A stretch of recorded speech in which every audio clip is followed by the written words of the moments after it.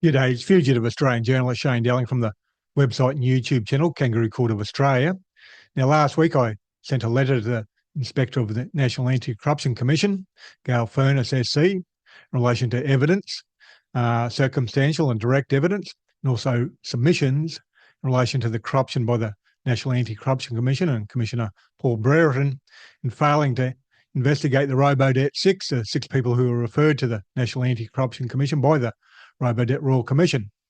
Now, I'm going to read you out that letter now, and I'll also publish an article on my website tomorrow. But it's very important that that evidence goes out, as I say in that letter, because over 900 people apparently made a complaint, probably over 1,000 now. But the majority of those people, a couple of months ago when they sent their complaint in, would have had very little evidence, if any, with the exception of the NACC failing to investigate. That by itself is fairly limited evidence. So I've sent a letter in detailing evidence, and I'll read you that letter now. And the letter was sent to the Inspector of the National Anti-Corruption Commission, Gail Furness SC, and it says corruption complaint against NACC Commissioner Paul Brereton and the NACC. And it says from independent journalist Shane Dowling, publisher of the Kangaroo Court of Australia website and YouTube channel. And it was sent on the 20th of August 2024, which is Tuesday last week. And it starts off, Dear Gail Furness SC, I'm writing to you with direct evidence, circumstantial evidence, submissions in regards to the National Anti-Corruption Commission and Commissioner Paul Brereton acting corruptly when interested by summarily dismissing the 6 referrals made to the NACC by the Robodebt Royal Commission. I'm aware of the reported 900 plus complaints made to you about the matter, but I suspect most, if not all, had no evidence in support, except for maybe a small amount of circumstantial evidence, if that. In this letter, I'll fill the evidentiary void and make out a powerful circumstantial case backed up by direct evidence from NACC internal emails and documents obtained via Freedom of Information application. The NACC also received and answered media questions that were published in The Guardian on the 15th of August 2024, with the NACC's answers to the media questions also being powerful direct evidence, if not public admissions of corruption and a cover-up. Almost all of the evidence I've already published on my website, and I'll give summations of the evidence in those articles with links to the full articles below. I published an article on Sunday the 18th of August 2024 titled NACC Commissioner Paul Brereton caught lying about his Robodebt recusal for Catherine Campbell, which has NACC internal emails and documents obtained via Freedom of Information embedded in the article. The NACC emails, documents and answers to the media questions prove that NACC Commissioner Paul Brereton recused himself from dealing with the Robodebt 6 referrals on the 7th of July 2023. The same evidence also proves NACC Commissioner Paul Brereton failed to recuse himself in any legal sense because the NACC admits Paul Brereton retained visibility of significant steps taken in relation to the matter and contributed his own views on some issues when requested or when he considered appropriate. The key issues?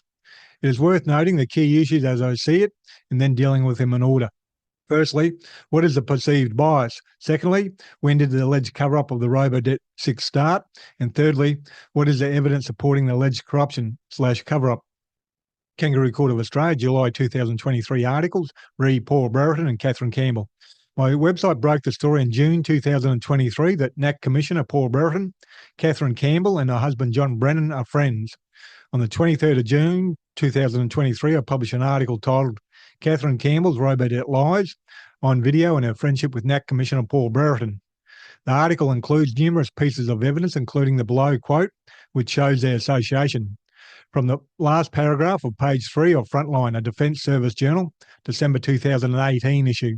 The association annual reunion was held in Orange on the weekend of the 26th and 27th of October, with numbers slightly down due to a clash of engagements with the regimental weekend in Holsworthy.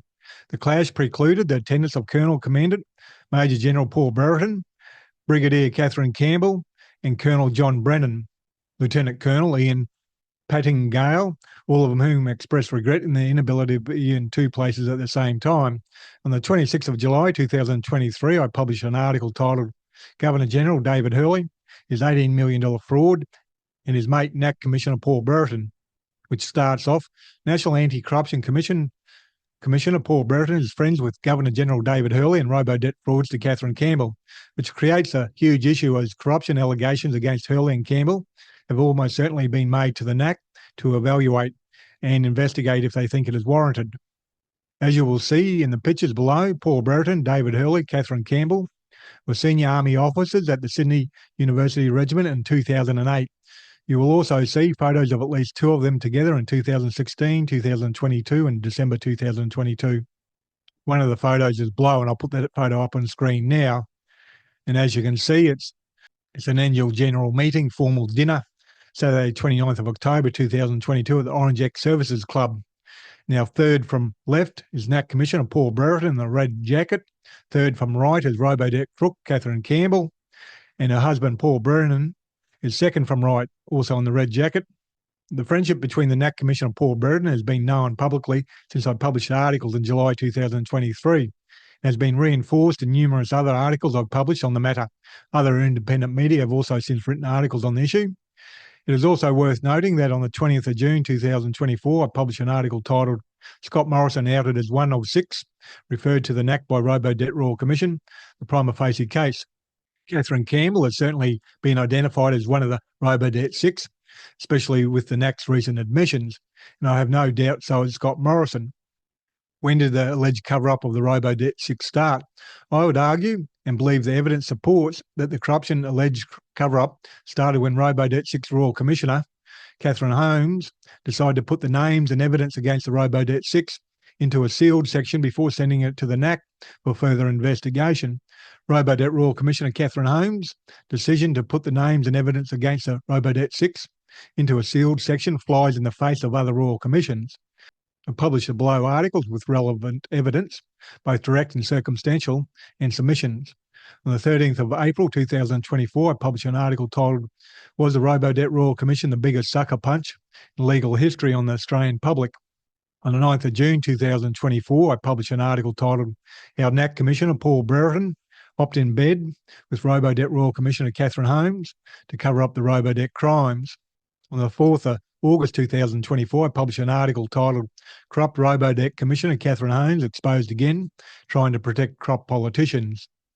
What is the evidence supporting the alleged corruption / cover-up?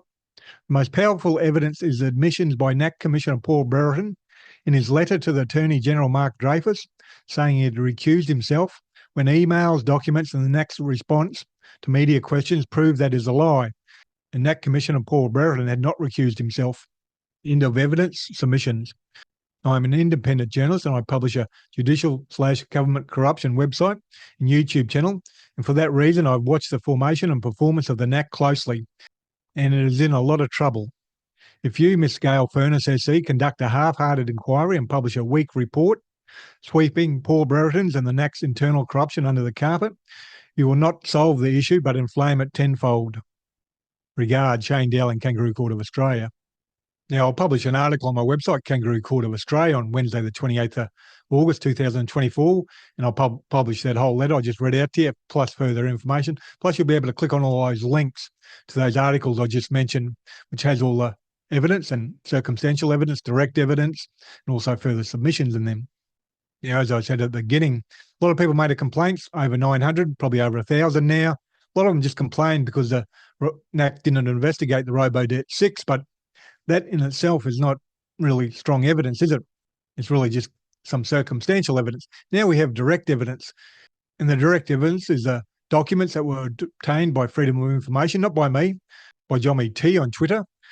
But probably the most powerful evidence is the questions the journalist sent to the NACC from The Guardian and got responses, as I outlined in the latest article. And those responses are basically admission that Paul Brereton continued to be involved in the decision-making after he sent a letter in August 2023 to the Attorney General saying he had recused himself. That was a total lie. And the NACC's answers to those media questions from The Guardian confirm that. So it's an admission of a cover-up and corruption. Now, the inspector of the NACC, Gail Furness SC, has been investigating for over 2.5 months now, or roughly 2.5 months. And I suspect people at the NACC would be ducking and weaving. Well, Paul Brereton certainly would be. But it's not just Paul Brereton. He didn't act alone. Others there knew he shouldn't have been anywhere near the case. So we'll see what happens. Anyhow, Kangaroo Court of Australia is independent media. I publish a website and a YouTube channel. And I'm 100% crowdfunded from viewers like yourself. So please support my Patreon account or PayPal account. Currently have 449 patrons donating $2,430 a month, and I need to almost double that to become financially viable. The ultimate target is to get to 600 patrons. So that's 151 to go. So if you could support that, that'd be great. You can donate any amount, $3, $5, $10, $15, $20, $30, $40, $50 a month, whatever suits your budget. It all helps out in a big way. And the link for the Patreon account or PayPal account will be below this video on YouTube and also on my website.